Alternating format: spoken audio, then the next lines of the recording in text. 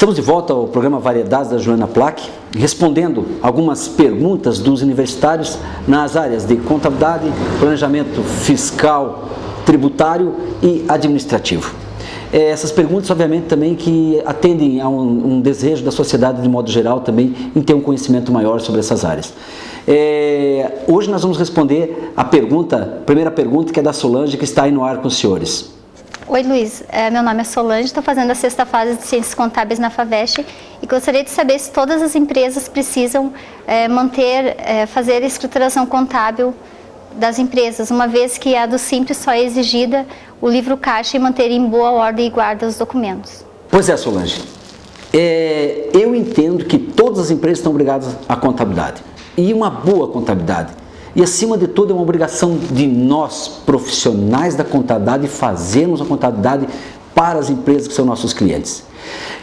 A obrigatoriedade está na lei maior, que é o novo Código Civil, instituído pela Lei 11.406 de 2007, que determina que as empresas estão obrigadas a uma escrituração contábil no seu artigo 1179 e também nos artigos 1180 e 1181, que obrigam que as empresas tenham um livro diário registrado. Por si só, isso já determina. Existem as legislações que facultam, mas são legislações de um caráter de importância menores do que os códigos. Ou seja, a Lei Geral do Super Simples, ela dispensa no aspecto fiscal, mas nós, como contadores, e até para atendermos a lei maior, que é o Código Civil, temos a obrigação de fazer a contabilidade para que ela sirva com o seu real e legítimo objetivo, que é nortear, assessorar o empresário a gerir o seu negócio. E dele também nós vamos apurar um resultado. Se houver um resultado superavitário, um lucro, nós podemos distribuir aos proprietários da empresa com toda a segurança que a contabilidade determina pela sua legal aplicação.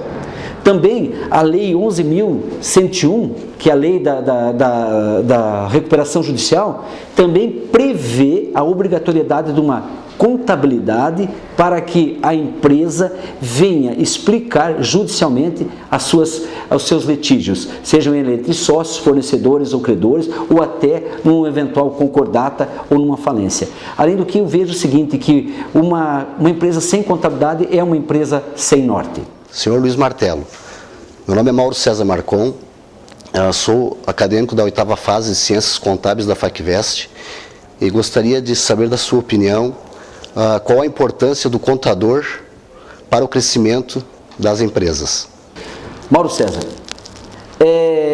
eu entendo, não suspeite por eu ser contador, que o contador é peça fundamental em qualquer organização. Eu não diria só nas empresas, eu diria também na esfera pública.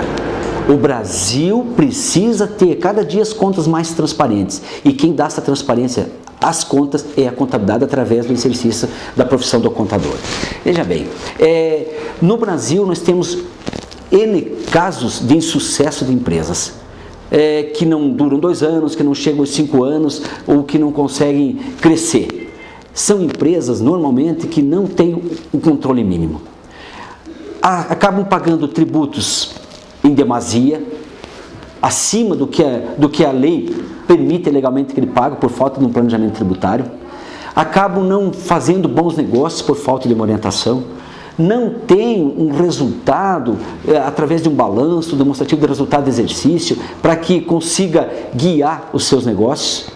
E isso tudo que eu estou dizendo, eu teria muito mais coisa para dizer, que teria muito mais tempo.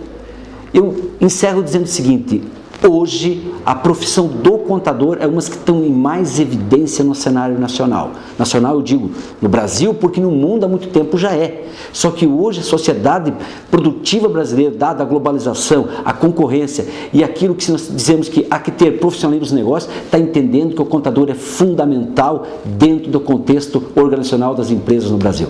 Olá, Luiz. Meu nome é Alcione, sou acadêmico da 8ª fase de Administração de Empresas, da FAVEST. E a minha pergunta é a seguinte: tem se falado tanto em reforma tributária no Brasil, TV, rádio, você vê todo dia falando disso. Qual é a importância dessa reforma tributária para o crescimento do Brasil? Alcione, o tema reforma tributária ele é tempestivo, ocupa espaços das várias mídias que se tem hoje. Também eu diria que ele já vem há muito tempo ocupando esse espaço dentro das mídias, dentro das associações de classe, das associações comerciais, industriais, porque ele é muito importante. Só que eu vejo com uma certa dificuldade que tudo isso aconteça, porque eu já vi vários palestrantes questionarem: a quem interessa a reforma tributária? Ao governo? Será que interessa ao governo fazer a reforma tributária? Aos empresários? Será que interessa? E muitos outros segmentos, fica a pergunta no ar. Seria de muita importância para o custo Brasil que se fizesse uma reforma tributária que viesse reduzir tributos e obrigações acessórias. Porque se tem um estudo hoje, uma estatística, que se gasta no Brasil 2.700 horas por ano para atender às exigências do fisco, obrigações acessórias, informações e etc. Ou seja, é um absurdo, isso é custo. Até para nós, contadores, temos que investir um valor significativo, ou seja, isso aumenta o custo do nosso serviço, em pessoas, equipamentos para atender essas informações, para que não deixamos de fazer o nosso trabalho fundamental, que é a escrituração contábil, que é aquilo que realmente vai dar sustentação para a empresa na gestão do seu negócio. Agora, eu me questiono, baseado em que eu li, no que eu estudei sobre a reforma tributária. Será que algum governante vai admitir perder receita numa reforma tributária?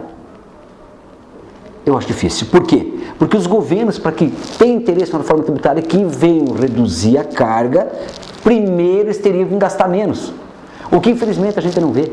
Todo ano a gente vê os balanços e a prestação de conta dos governos, orçamentos estourados, ou seja, gastando sempre mais e mais.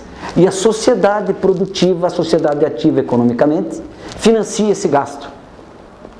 Então, partindo disso, que seria o início da reforma, nós temos aí um paradigma, uma dificuldade muito grande para ser quebrada, que é fazer com que se mude a consciência dos nossos administradores públicos para que se promova uma redução dos custos. Para que aí sim se inicie uma reforma tributária.